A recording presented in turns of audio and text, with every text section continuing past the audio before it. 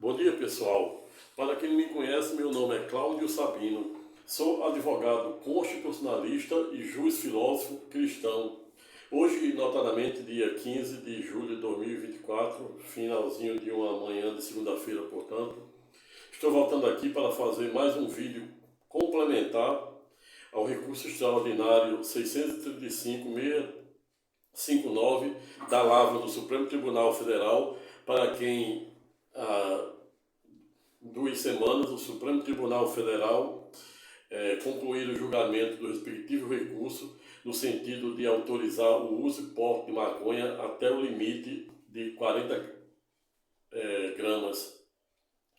E hoje estou voltando aqui para fazer um vídeo complementar para delimitar os contornos e alcances da respectiva decisão. Ato contínuo, agradecendo aos novos inscritos, dando as boas-vindas aos senhores e senhoras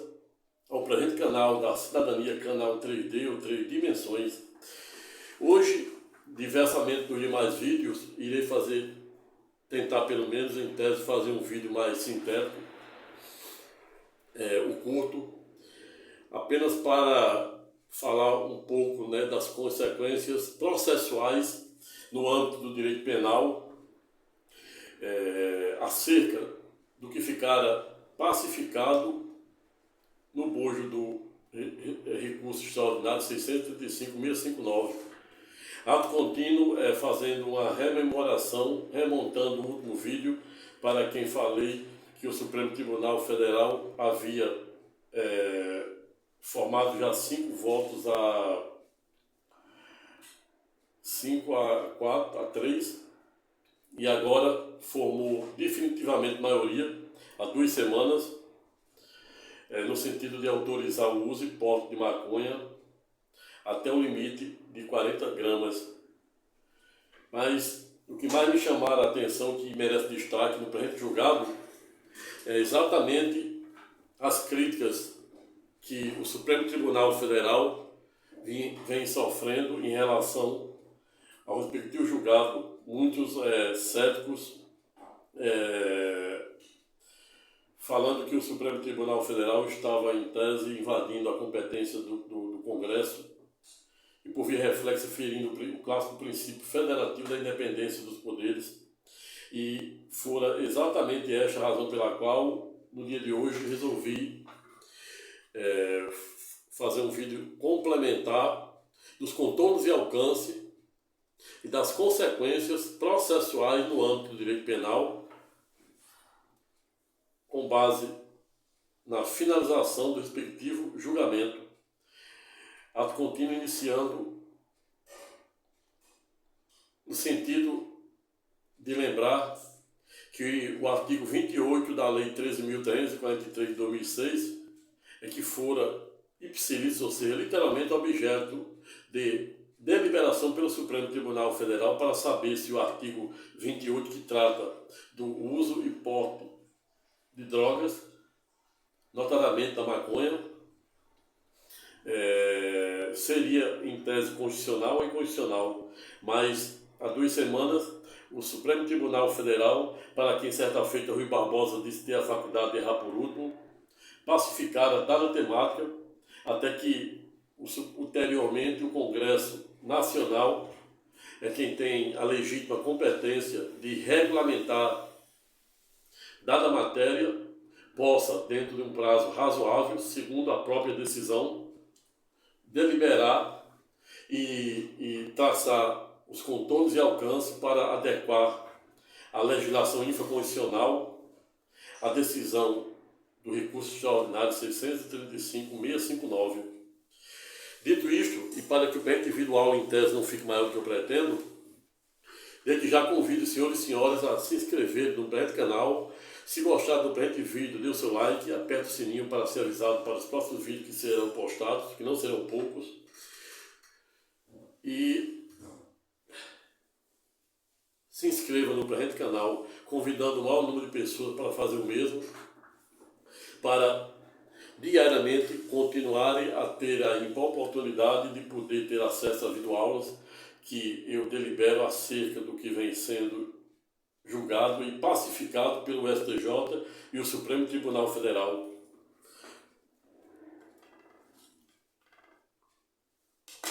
acerca das mais diversas temáticas do direito da cidadania, como direito de saúde, direito à previdência, direito de trabalho, direito do consumidor, direito imobiliário, direito das obrigações e etc. Conforme já fiz diversos vídeos que tem publicado aí, e aí à medida em que você se inscreve no presente canal, você pode acessar diversos vídeos. Para além disso, chama a atenção dos senhores e senhoras que estão assistindo os mix, né, que são micro vídeos que eu fraciono dos vídeos grandes, com o objetivo de proporcionar às pessoas ter acesso e conhecer o presente canal. E aí esta é a razão pela qual informo que, não obstante os respectivos mix só ter 15 segundos, mas se você apertar na seta que tem no meio dos mix, você vai ser automaticamente redirecionado para o vídeo principal, onde você terá a oportunidade de assistir o vídeo completo, para não fazer tirar falsas conclusões de apenas um corte de 15 segundos. Dito isto, e repita-se, para que o presente vídeo aula em tese não fique mais do que eu pretendo, já passo diretamente para o pano de fundo de método da presente temática, no sentido de dizer que o julgamento do recurso extraordinário 635.659, para além de referendar inteira o artigo 28 da Lei 13.343 de 2006, ou seja, a Lei de Entorpecentes, Drogas, o trouxe por via reflexa a decisão do Supremo Tribunal Federal também delimitar diversas balizas constitucionais de caráter eminentemente pedagógico, a fim de orientar não somente o CNJ, as defensorias públicas e os juízes federais, no caso em se tratando das competências federais, em especial os juízes de direito, que na grande maioria tem competência para julgar os crimes, né, de tráfico de drogas que ocorre dentro do país, pois quando se trata de tráfico de drogas que se estende ao exterior, que envolve estrangeiro, aí essa competência da Justiça Estadual é alterada para a Justiça Federal, conforme o artigo 109, inciso 5 da Constituição Federal. Mas o fato é que a grande maioria dos crimes de entorpecentes são julgados pela Justiça Comum Estadual, salvo os casos, conforme a anúrio suscitado, dos crimes federais de tráfico de drogas praticado, né, e se estendendo até o exterior, ou seja, a comunidade internacional. Ocasião em que a competência é atraída para a Justiça Federal. Mas o que mais importa e o que mais merece destaque no presente julgado é exatamente os contornos e efeitos da respectiva decisão sob a perspectiva pedagógica, bem como o voto que fora vencedor, no sentido de o Supremo Tribunal Federal, por maioria de votos de seus membros, julgar o recurso extraordinário, cujo tema é 506, da repercussão geral, deu provimento ao recurso extraordinário para 1. Declarar a inconstitucionalidade sem redução de texto do artigo 28 da Lei 11.343 de 2006, ou seja, julgaram o artigo 28 inconstitucional, no sentido de descriminalizar, em tese, a conduta prevista no artigo 28 da Lei de Drogas. Não obstante, o próprio Supremo Tribunal Federal ter sido enfático no sentido de dizer que não estava descriminalizando, apenas estava delimitando os contornos e alcance da natureza do respectivo tipo penal da cabeça do artigo 28, no sentido de afastar as sanções, e por que não dizer, as consequências, os efeitos de caráter eminentemente penal do elencado artigo 28 da Lei 13.343 de 2006. E aí, em tese, parece um paradoxo. De um lado, o Supremo autoriza o uso e o porte de maconha até 40 gramas, do outro diz, por via reflexa, que não está descriminalizando, ou seja, não está deixando de tornar crime. Como, na verdade, existe todo um paradoxo que, ao longo do presente e singelo estudo, irei falar e esclarecer, bem como a competência que o Supremo Tribunal Federal estabelecera para os juizados especiais criminais julgarem os respectivos crimes de tráfico de drogas, é claro, né? Praticado internamente, ou seja, dentro do Estado soberano da República Federativa do Brasil, pois quando o dado prática de tráfico de drogas se estende para a comunidade internacional, aí, nesse caso, atrai a competência da Justiça Federal, conforme artigo 109, inciso 5 da Constituição Federal. Mas o que ficar ipsilitris, ou seja, literalmente e pedagogicamente decidido pela maioria dos votos dos ministros do Supremo Tribunal Federal, fora que o artigo 28 seria literalmente incondicional, e a tese fora estabelecida no sentido de declarar a inconstitucionalidade sem redução de texto, ou seja, continua a mesma literalidade, a mesma redação, o mesmo texto da cabeça do artigo 28, não obstante os efeitos e a dinâmica processual criminal doravante ter sido alterada, conforme iremos mostrar no desenrolar do respectivo fundamento do voto da maioria dos ministros do Supremo Tribunal Federal. Mas o fato é que, no bojo do respectivo julgamento, o Supremo decidira, declarar dar provimento ao recurso extraordinário de um particular para declarar a inconstitucionalidade sem redução de texto do artigo 28 da Lei 11.343 de 2006, de modo a afastar o referido dispositivo, do referido dispositivo todo e qualquer efeito de natureza penal. Ou seja, o Supremo, não obstante diga que não descriminalizou a droga, mas aqui ele está afastando todo e qualquer tipo de efeito penal para o respectivo tipo penal. Ou seja, toda e qualquer pessoa que se enquadrarem nesse limite de 40 gramas deverão, para além de ser julgado pelo juizado criminal, mas o juiz criminal não pode aplicar nenhuma sanção de natureza penal. E aí é um paradoxo em tese, né? Não precisava manter a competência do juiz criminal, ainda que seja no âmbito dos juizados, para não gerar uma ficção jurídica ou até mesmo uma celeuma jurídica. Esse aqui é o primeiro paradoxo que vejo em tese, não obstante o Supremo ser enfático em dizer que a competência, não obstante ser dos juizados criminais, mas os juízes têm que ter a devida cuidado e segurança jurídica de não aplicar nenhum efeito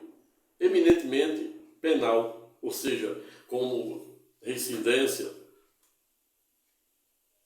e os demais efeitos diretos e indiretos inerentes à condenação penal. Outra coisa que merece destaque é que, para além de o Supremo Tribunal Federal absolver o acusado no bojo do respectivo recurso, no ponto 2, o Supremo estabelece diversas balizas e dinâmicas a ser observado pelo julgador, bem como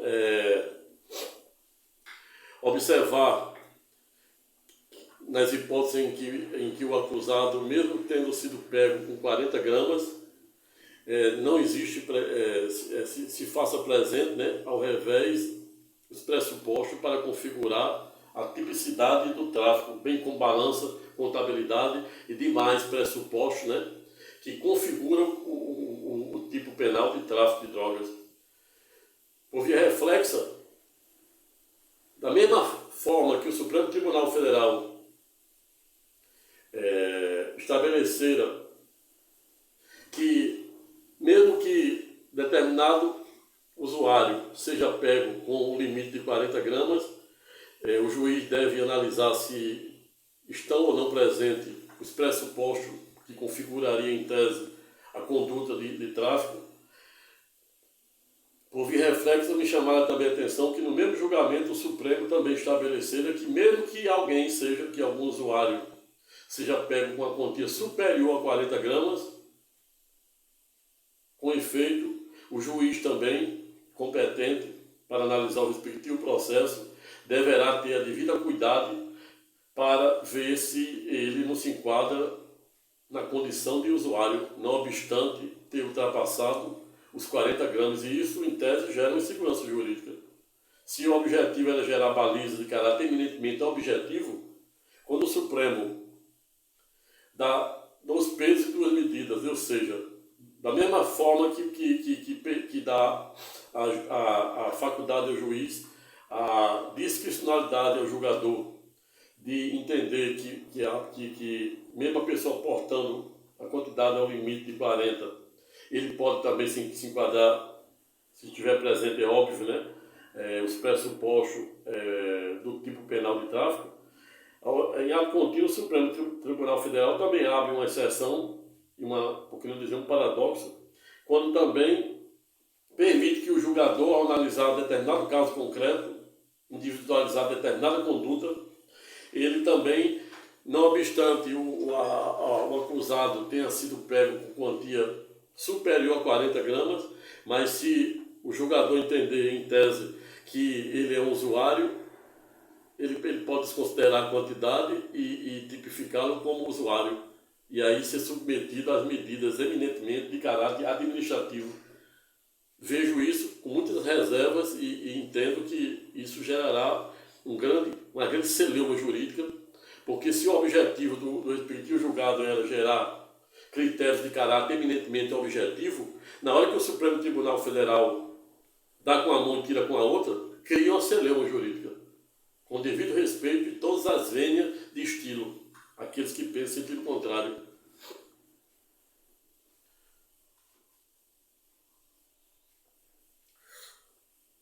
Outro fato que merece destaque é que, no bojo da respectiva decisão, o Supremo Tribunal Federal estabelecera prazo para o CNJ, para o Congresso Nacional, né? E aí, nesse ponto, né, tiro o chapéu, porque houve um respeito ao clássico princípio federativo da independência dos poderes, na ocasião em que o Supremo Tribunal Federal estabelece um prazo razoável para o Congresso regulamentar dada matéria. Outro fato que merece destaque no presente julgamento é exatamente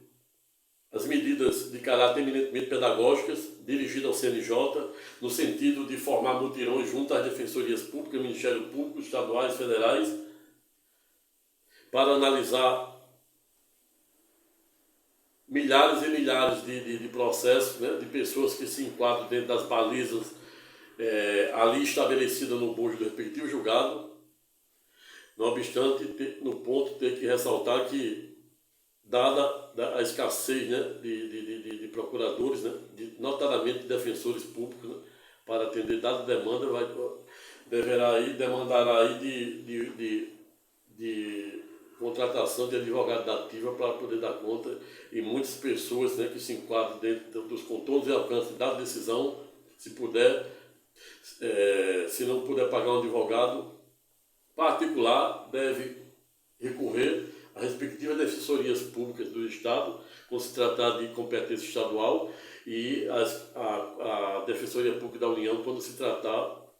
de crime de competência da Justiça Federal, naqueles casos em que o tráfico de droga se estenda ao exterior.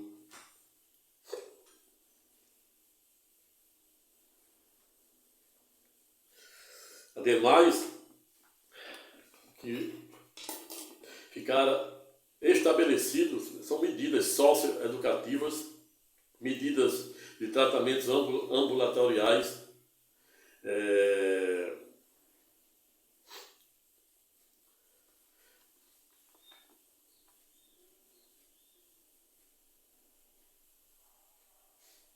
também chamar a atenção, né, das autoridades policiais para, quando se deparar com a apreensão, né, de pessoas portando droga dentro dos contornos e alcance de ficar estabelecido, para, nesses casos, caberá ao delegado de polícia designar no auto de prisão em flagrante justificadamente para o afastamento da presunção do porte para o uso de pessoal, sendo vedado a alusão, né,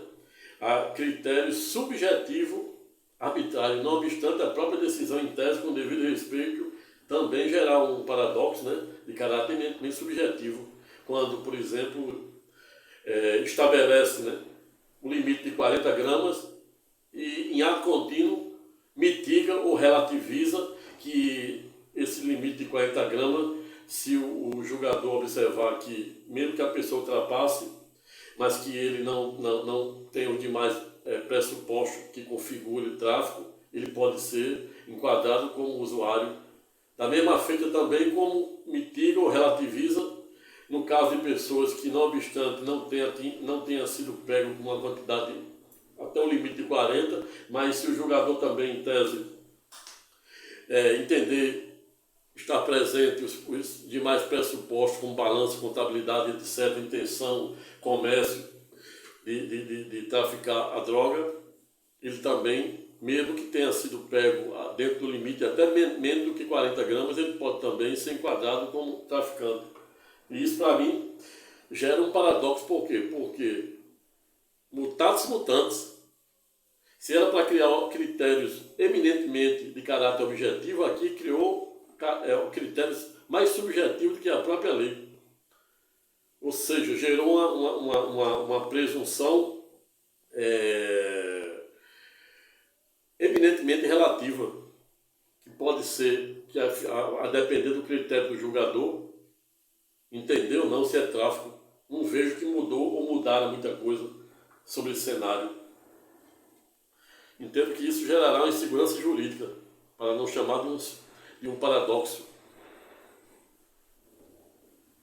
Apenas para pontuar e contribuir para o debate acadêmico. Vejo, portanto, que o que chama a atenção, né, que a competência ficar estabelecida para os juizados criminais, em ato contínuo, outro paradoxo. Não obstante a competência para julgar os respectivos crimes, até o limite de 40 gramas ser do juizado especial criminal,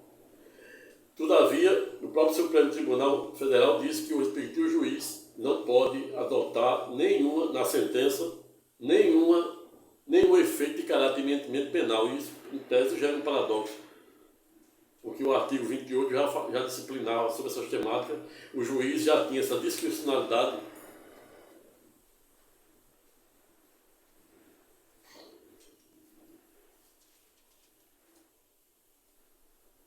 Ou seja, o objetivo, né, segundo o Supremo, era exatamente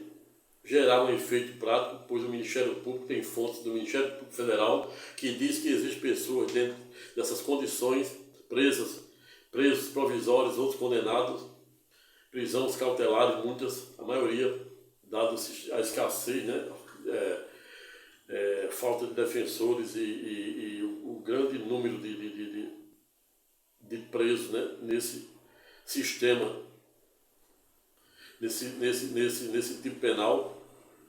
Mas o fato é que o Supremo Tribunal Federal estabelecera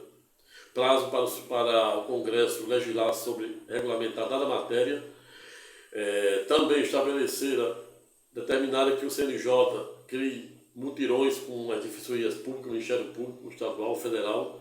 para analisar caso a caso, não obstante entender que a estrutura deixa muito a desejar pelo volume, pela número de demanda, mas é alguma coisa, já é alguma coisa. O fato é que me vem à mente aqui,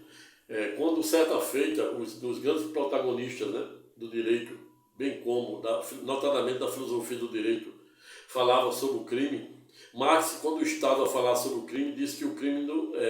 não deveria existir, pois o crime existe em razão da desigualdade social. E aí vem Durkheim falando sobre o crime, diz que o crime em tese deveria existir até certo ponto, pois quando existe um crime, desencadeia na sociedade um sentimento de solidariedade para com os outros. Certa feita, me chamaram muita atenção um ex-chefe da prisão inglesa, a saber, Arthur Griffith, para quem à época fora pedagógico em dado congresso, dizer existir dois tipos de delinquente. O primeiro, aquele que jamais deveria sair da cadeia, que são aqueles que cometem crime de colarinho, segundo o ex-chefe da prisão inglesa, saber Arthur Griffith. Mas Arthur Griffith fora pedagógico também, no sentido de dizer que existe alguns acusados, delinquentes, que nunca deveriam ir para a cadeia, como aqueles que praticam crime de bagatela ou crime de pequena monta,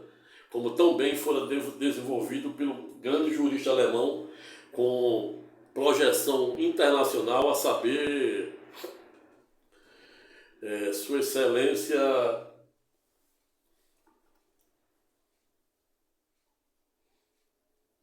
Klaus Hockes, o grande jurista